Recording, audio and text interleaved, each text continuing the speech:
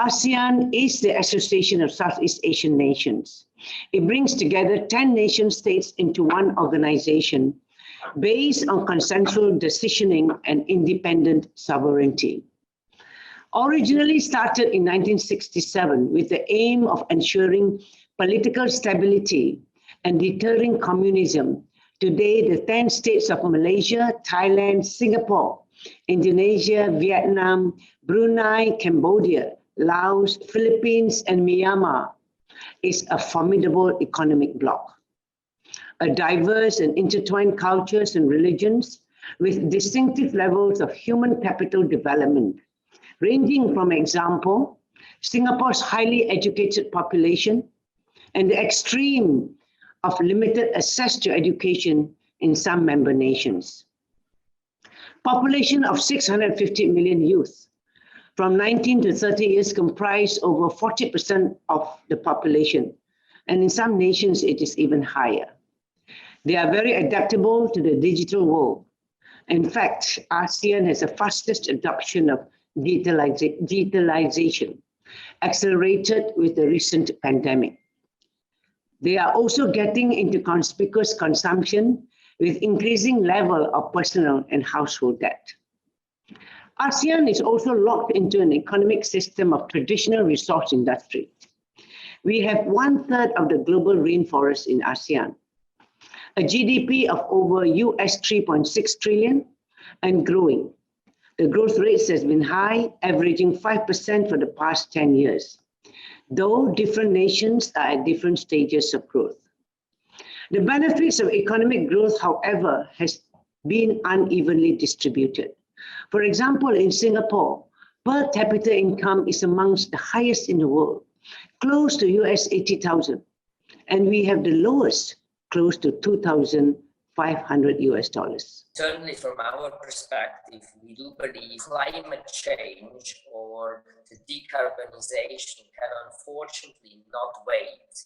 You know, the inflation is tamed or any of the other global macro challenges are so. The next couple of years are super critical.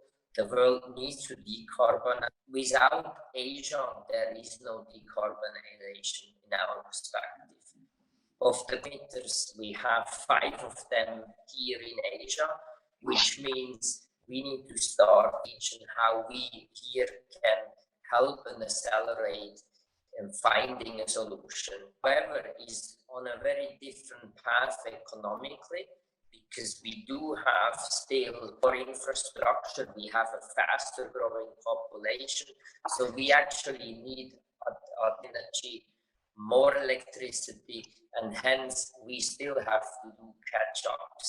Whereas we need to find a way to do an energy transition that is just and not conflict from one day to the other, decarbonize, but really look at transition. From our side, from an asset management perspective, we are working very closely with investing in developing transition plans.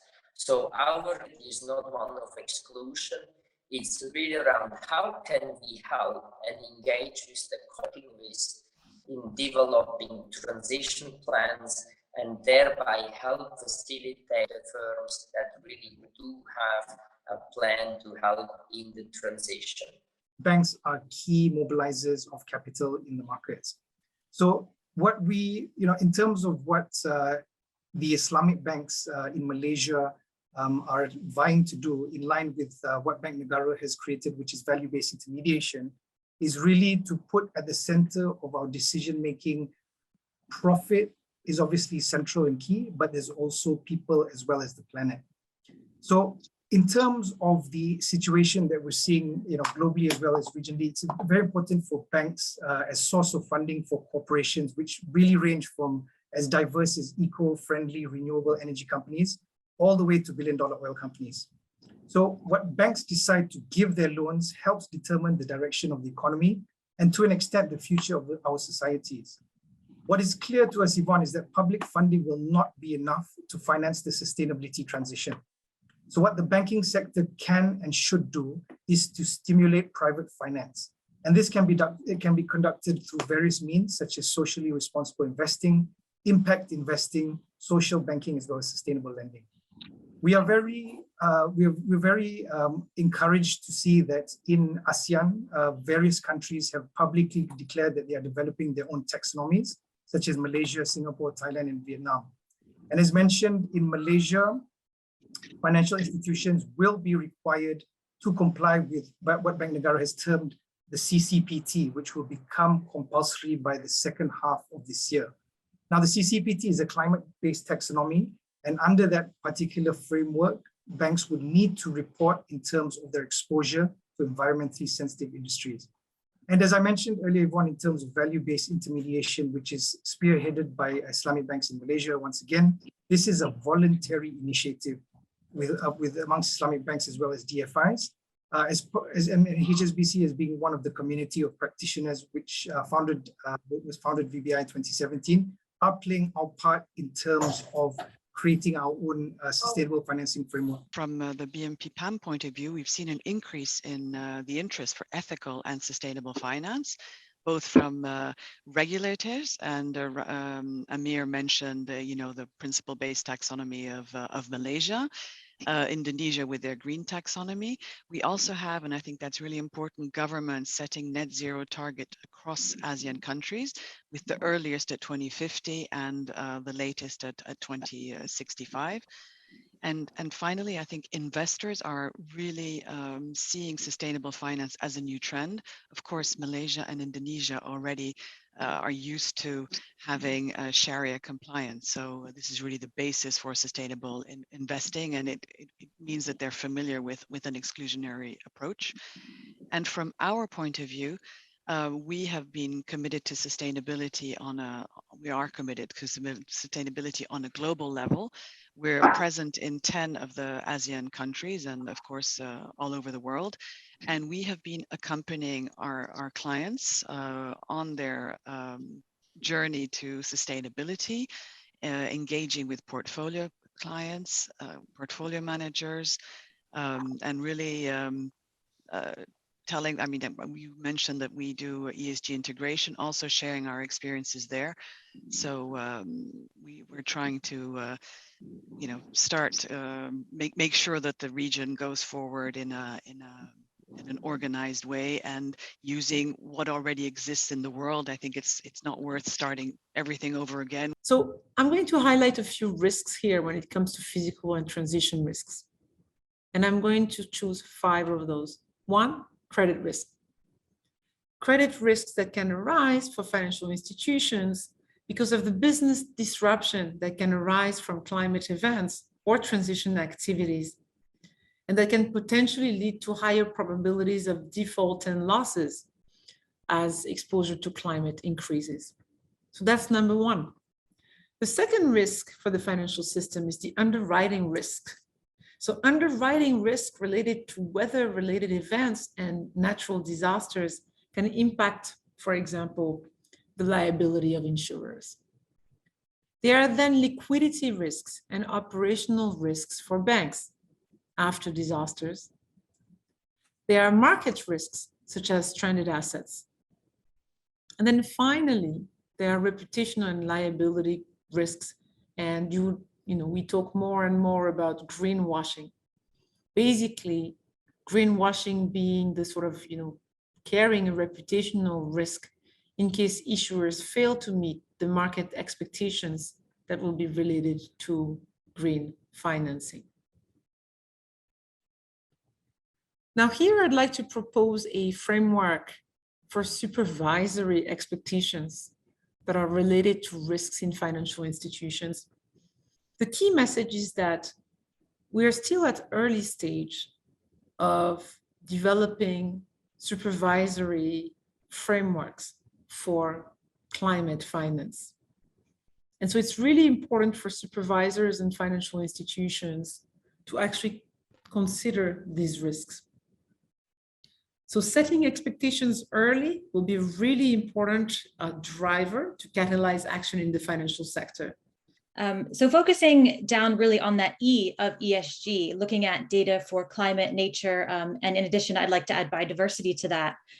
So in particular, things like looking at water quality, maybe species diversity, the condition of a habitat in a location, the carbon emissions, anything really having to do with the environment and nature is data that needs to be collected, as you say, transparent, reliable data.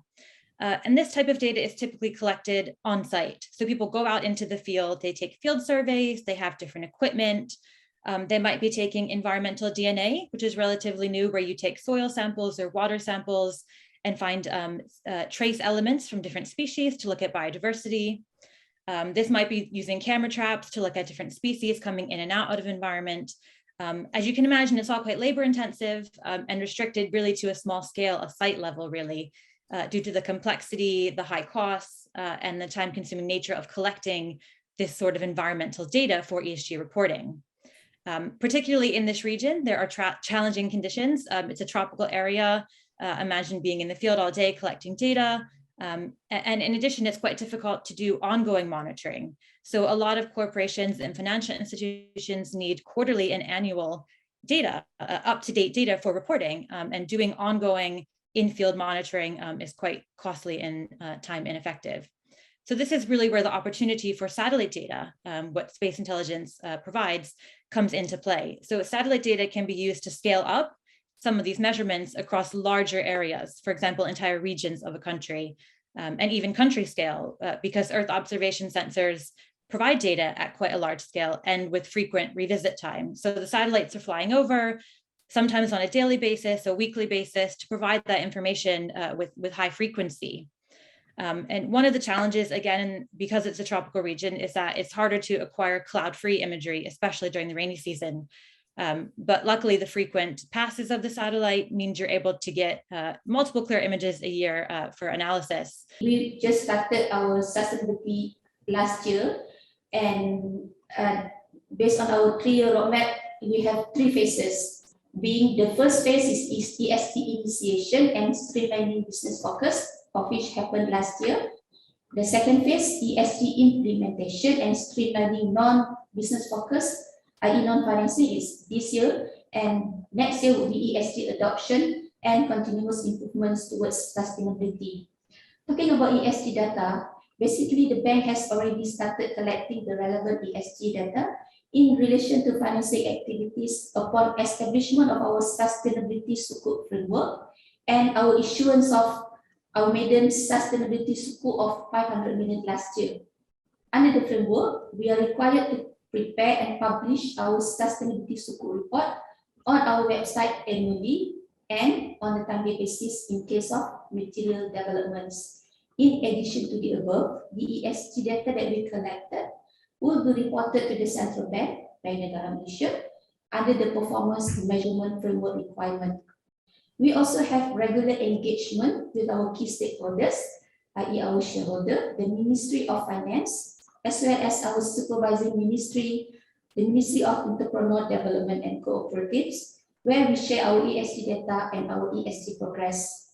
We believe the ESG data that we provide shall be one of the relevant ingredients to the government in formulating and fine-tuning the relevant policies and guidelines that will contribute towards driving the economic growth of SMEs through the financing programs offered. We started the ESG journey back in 2015, and so it's been 7 years for us, and we have integrated ESG into our investment process when we construct our Sharia investment portfolios. And this is possible also because of our strategic partnership with Arabest. And I think the ESG framework that Arabest has, the Arabest S-Ray, that provide a quantitative measurement of ESG scores and ratings for companies, actually have provided a much more, I guess, transparent and much more clarity on how we are able to integrate non-financial information, which is the ESG information, with the financial information. So it has been our investment approach for all our Sharia investment funds, Sharia investment portfolios since 2015. And from there on, we'll be able to deliver and offer varieties of Sharia ESG investment asset classes to the Malaysian investors. So ESG has been the integral investment process, for us since 2015. To UNEP-FI's work in the nature space. So UNEP-FI, and you've guessed this, is a partnership between the UN Environmental Programme and the global financial sector, with the objective to mobilize private finance for sustainable development goals. UNEP-FI's growing nature team works to embed nature in mainstream finance to support a shift from nature negative towards nature positive. We do this via research and guidance, capacity building and innovation, by building industry-wide tools that bring nature into the heart of financial decisions. Today, we work on 4 topics: alignment of financial flows, risk and disclosure, which is linked to the Task Force on Nature-related Financial Disclosures, policy environment, including tool development, such as the Encore tool, and we work on thematic topics, such as foods and oceans. The ASEAN region is home to around 18% of the world's known biodiversity, despite only possessing 3% of the land area. 3 of the world's 17 mega-diverse countries and 5 countries are in the Indo-Burma region. All are considered among the most biologically important regions on the planet. The region has a high number of endemic species of both flora and fauna, and more are waiting to be discovered. This rich natural heritage provides valuable ecosystem services to more than 650 million people and serves as a vital resource base for the region's economy. The total economic value of ecosystem services is estimated at tens of trillions of dollars every year, far larger than the global gross domestic product. This is in accordance with the ASEAN Biodiversity Outlook too. The World Economic Forum in 2021 estimates that $44 trillion of value generation comes from natural assets, accounting for more than half the world's GDP. Closer to home, a recent paper by the Academy of Sciences Malaysia states that 30% of Asia's GDP is generated from natural capital alone. The Asian Development Bank, for instance, estimates about $23,000 to $270,000 are earned per square kilometers of healthy coral reefs. Nature or ecotourism is another area where the nexus between healthy and thriving environment and the economic development of a community is apparent. I think the first observation I'd make about public finance is often when we say we're talking about environmental finance or environmental risk for that matter, I think it's fair to say that we're not really often talking about the environment. We're generally not actually even talking about climate. We're often talking about carbon or greenhouse gases. We're talking about a subset of a subset. And I think that's very important, when it comes on to sort of public finance flows, just to reframe what we're really talking about, because I think too often we go down a bit of a rabbit warren.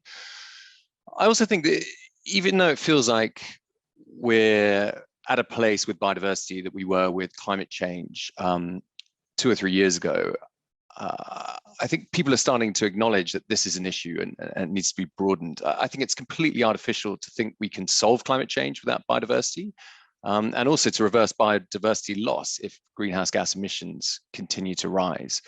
So I put my money on the fact that the high level or sort of meta narrative will change from net zero to one of net zero nature positive this decade. And I think there's such an increasing and rapidly improving realization that nature is such a significant driver of climate change and such a sort of critical and cost-effective part of the solution space that it can't be sidelined. And I think that really needs to make its way into the sort of the public finance debate. You hear all these pledges of money, being made, and it sounds great on the, on the top line and the headlines. But then the question is, where is this money going? Like, what is it going to go to? Are we building more bridges, dams? What are we doing with this? So it's a lot of money, and where is it going? The problem is we don't have enough projects to feed into this. And what we need to do is develop projects. And that's what we're trying to do at WWF, and I think Ian as well. And what we want to do is generate projects to have, this type of money channeled into.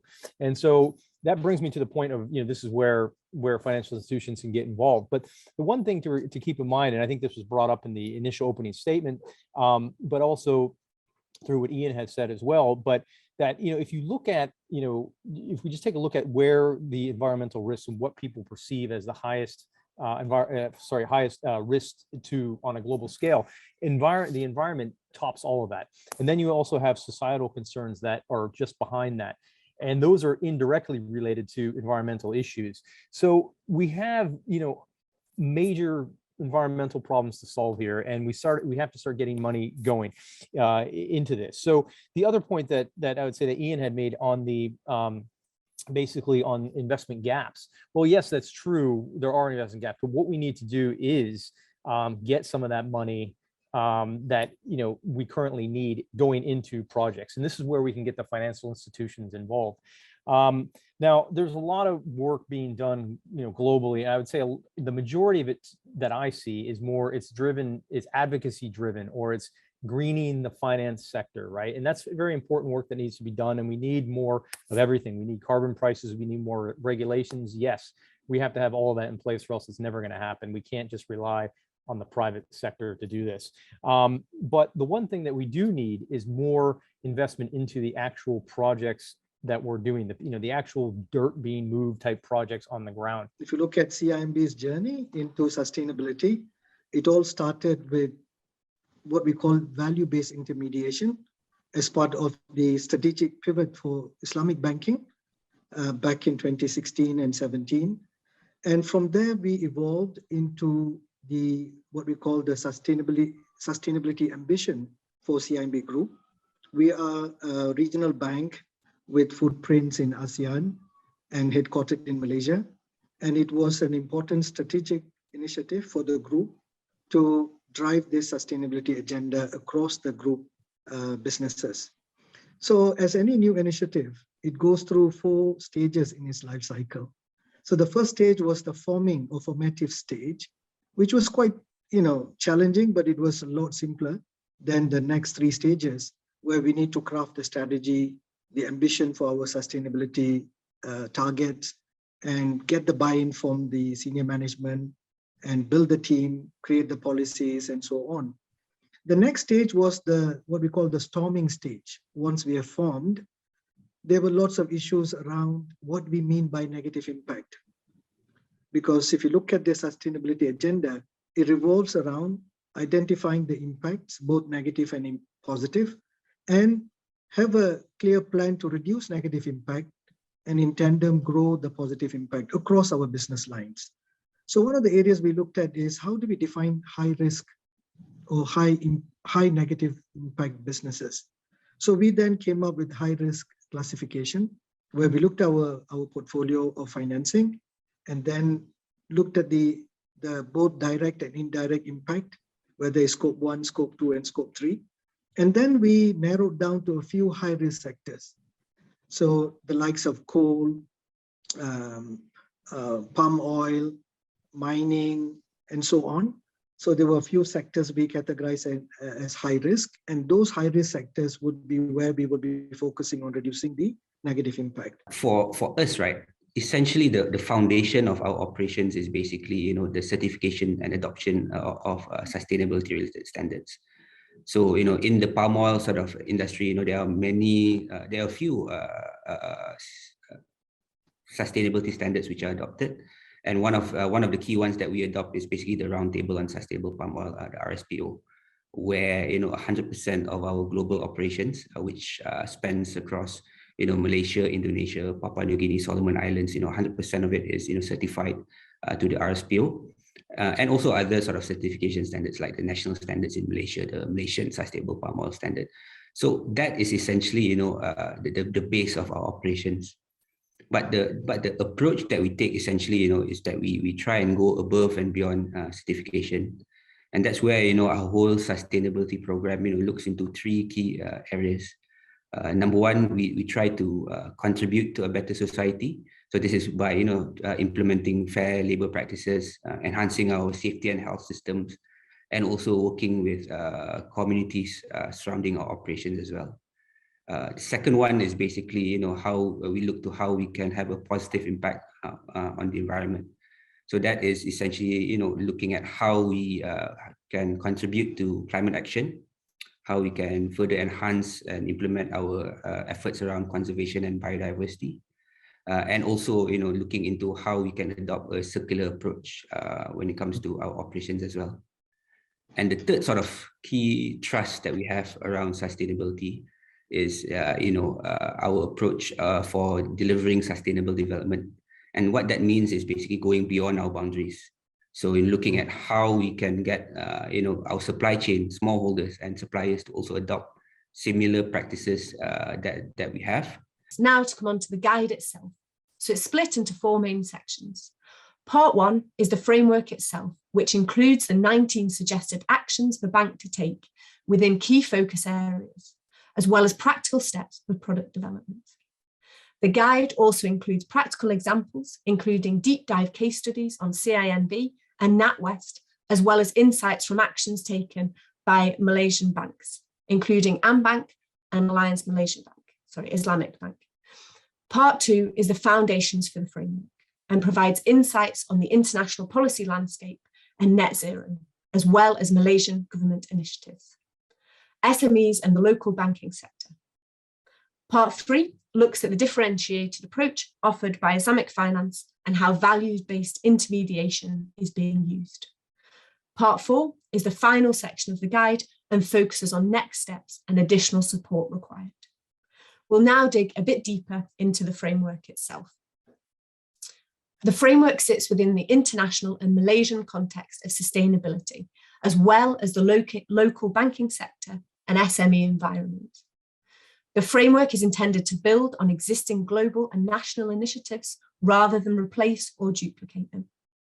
The framework covers 3 key areas where banks can act, namely through a bank-wide approach, supporting SMEs, and product development.